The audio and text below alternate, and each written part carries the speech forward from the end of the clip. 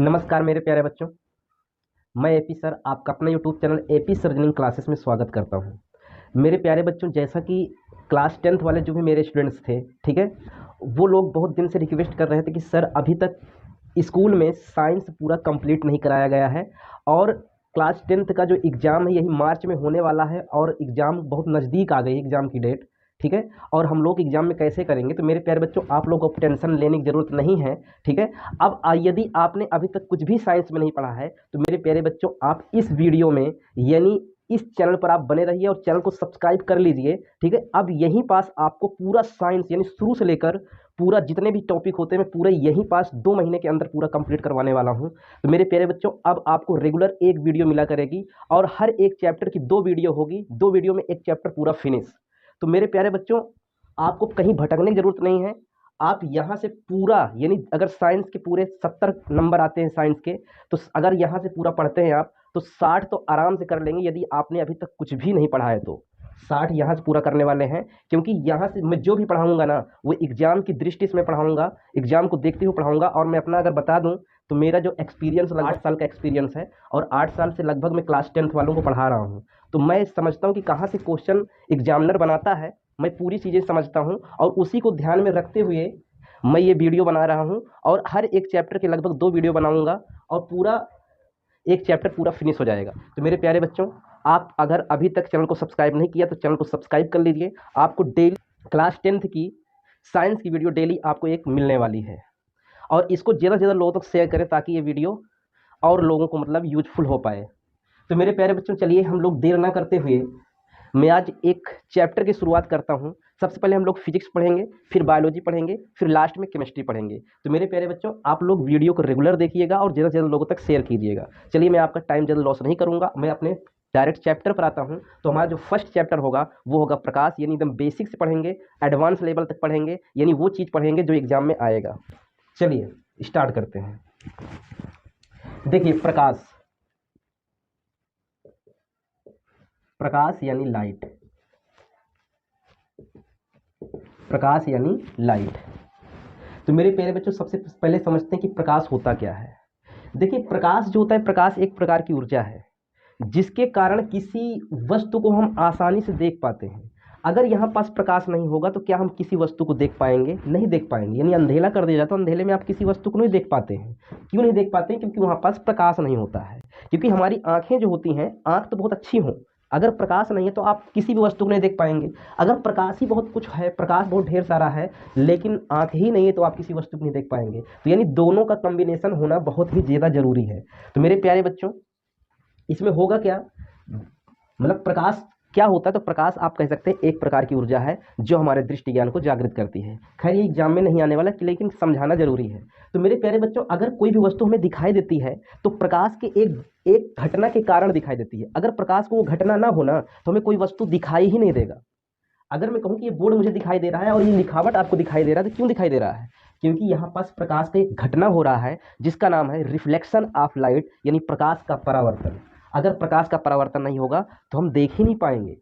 तो प्रकाश का परावर्तन होता किस में है मेरे प्यारे बच्चों? तो प्रकाश का परावर्तन होता है अपारदर्शी वस्तु में, यानी अपारदर्शी होना चाहिए, यानी प्रकाश आर पार नहीं होना चाहिए। अगर प्रकाश आर पार हो गया, ठीक है, यानी ट्रांसपेरेंट अगर वस्तु हो जाएगा, यानी जिसमें से प्रकाश आर पार होगी, ठीक है, तो वस्तु हमें नहीं दिखाई देती। जैसे मान लीजिए शीशा, शोरूम में जाते हैं और शोरूम में इतना वीआईपी शीशा लगा होता है, ठीक है, जिसमें कहीं भी धूल के कण भी नहीं होते हैं, तो हम शीशे को नहीं देख पाते। क्यों नहीं देख पाते हैं? क्योंकि वहां पास प्रकाश का रिफ्लेक्शन नहीं हो पा रहा है, वहां पास प्रकाश का रिफ्रैक्शन हो रहा है।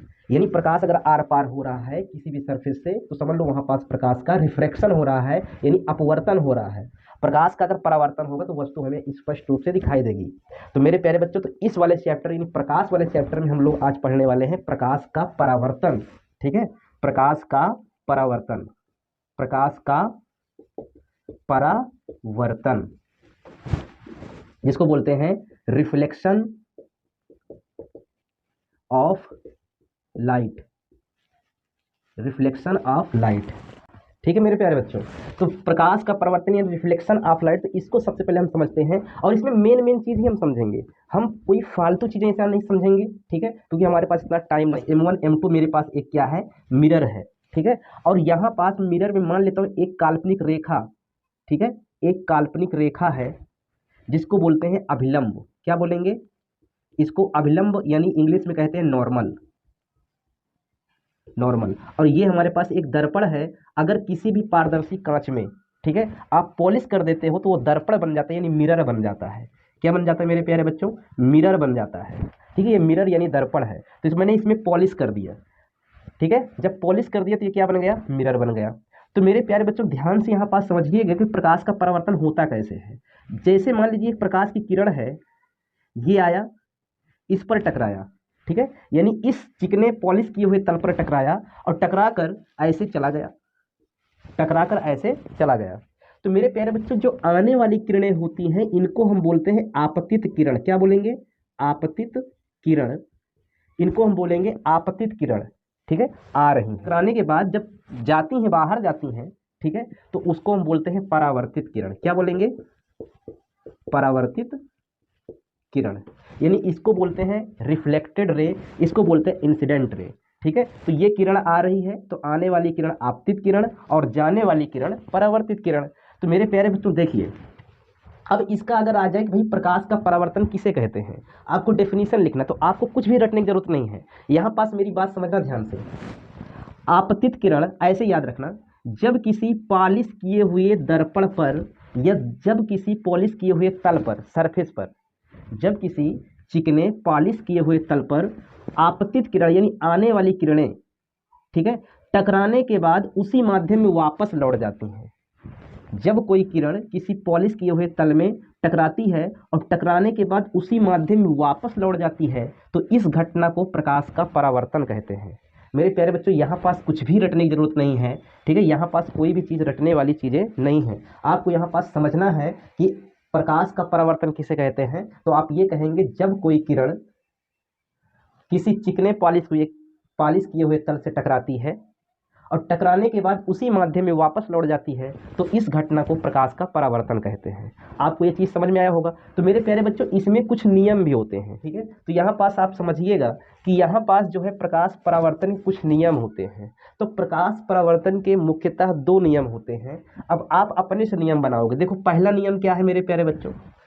पहला नियम ये कहता है कि आने वाली जो किरणें होती हैं, जो आने वाली किरणें होती हैं वो अभिलंब के साथ एक कोण बनाता है जिसका नाम है आपतन कोण, यानी एंगल आई, इंसिडेंट एंगल जिसको कहते हैं। ठीक है, आपतन कोण। जो टकराने के बाद जो जाती है किरण तो वो भी एक कोण बनाती है जिसका नाम है एंगल आर, यानी परावर्तन कोण। ठीक है, तो आपतन कोण और परावर्तन कोण ये दोनों एंगल जो होते हैं वो बराबर होते हैं। अगर ये 45 डिग्री है तो ये भी 45 डिग्री होगा, ये 50 है तो ये भी 50 होगा। ठीक है, कहने का मतलब ये है कि आपतित किरण जो भी कोण बनाएगा उसको बोलेंगे आपतन कोण, परावर्तित किरण जो भी कोण बनाती है उसको बोलते हैं परावर्तन कोण। तो यहाँ पास नियम क्या कहते हैं, यानी जो परावर्तन के नियम वो क्या कहते हैं? तो पहला नियम होता है आपतित किरण कामा परावर्तित किरण तथा आपतन बिंदु पर खींचा गया अभिलंब तीनों एक ही सरफेस पर यानी एक ही तल पर होते हैं। ठीक है, देखो आपतित किरण, परावर्तित किरण तथा आपतन बिंदु पर खींचा गया अभिलंब, यहाँ पर जो अभिलंब खींचा गया है ये तीनों एक ही सरफेस पर हैं, इसलिए पहला नियम है। तो पहला नियम याद करने की कोई भी दिक्कत, रटना कुछ भी नहीं है। आपको यहाँ समझना है आपतित किरण, परावर्तित किरण तथा आपतन बिंदु पर खींचा गया अभिलंब तीनों एक ही तल में होते हैं। ये है पहला नियम। दूसरा नियम क्या है? दूसरा नियम आपको सिंपल से याद रखना है। दूसरा नियम कि आपतन कोण परावर्तन कोण, इसको आपतन कोण बोलेंगे, इसको परावर्तन कोण बोलेंगे। आपतन कोण परावर्तन कोण के बराबर होता है, यानी एंगल आई बराबर एंगल आर। ये हो गया प्रकाश परावर्तन खत्म। ठीक है, अगर प्रकाश परावर्तन आता है कि प्रकाश परावर्तन से आप क्या समझते हैं, ठीक है, प्रकाश परावर्तन के नियम भी लिखें। अगर ऐसे प्रश्न आता है तो आपको एक हेडिंग डालना होगा प्रकाश का परावर्तन। ठीक है, हेडिंग डालने के बाद आपको लिखना है प्रकाश परावर्तन के बारे में लिखना है, जो मैंने अभी बताया कि जब कोई प्रकाश किरण किसी चिकने पॉलिश किए हुए तल से टकराती है, टकराने के बाद उसी माध्यम में वापस लौट जाती है तो इस घटना को प्रकाश का परावर्तन कहते हैं। जब कोई प्रकाश किरण किसी चिकने पॉलिश किए हुए तल से टकराती है, टकराने के बाद उसी माध्यम में वापस लौट जाती है तो इस घटना को प्रकाश का परावर्तन कहते हैं। ये क्या है? तो इसको आप बोलेंगे प्रकाश परावर्तन की परिभाषा। ठीक है, अब इसके नियम फिर लिखना, प्रकाश परावर्तन के नियम, हेडिंग डालना और हेडिंग डाल के लिखना पहला नियम, आपतित किरण, परावर्तित किरण तथा आपतन बिंदु पर खींचा गया अभिलंब तीनों एक ही तल में होते हैं। ये हो गया प्रकाश परावर्तन पहला नियम। दूसरा नियम लिखना, आपतन कोण परावर्तन कोण के बराबर होता है। हो गया खत्म। और ये फिगर बना देना, आपको पूरे नंबर मिलेंगे। ठीक है, अब हम चलते हैं इसके आगे की बातों को समझते हैं।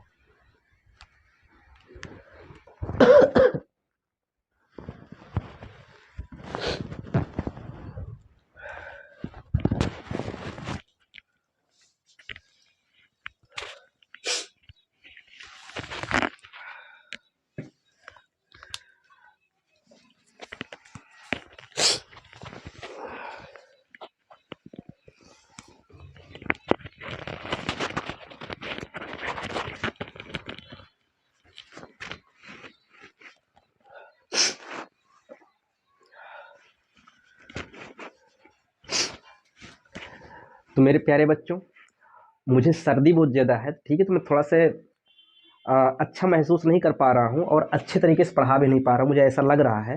ठीक है, तो मेरे प्यारे बच्चों, कल से मैं आपको एक रेगुलर मतलब वीडियो दिया करूँगा। ठीक है, तो मेरी आज थोड़ा तबीयत ठीक नहीं, इसलिए वीडियो आज नहीं बना पाऊँगा पूरी तरीके से। तो मेरे प्यारे बच्चों, मैं कल जो है, कल से आप लोगों को रेगुलर वीडियो दूंगा। मुझे सर्दी यानी मुझे लगभग शायद फीवर भी है। ठीक है, तो मैं वीडियो सही से नहीं बना पा रहा हूँ। ठीक, तो कल से मैं इसके आगे की वीडियो कल से मैं देने वाला हूँ। तो आप इस चैनल को सब्सक्राइब कर लीजिए और ज़्यादा से ज़्यादा लोगों तक शेयर कर दीजिए।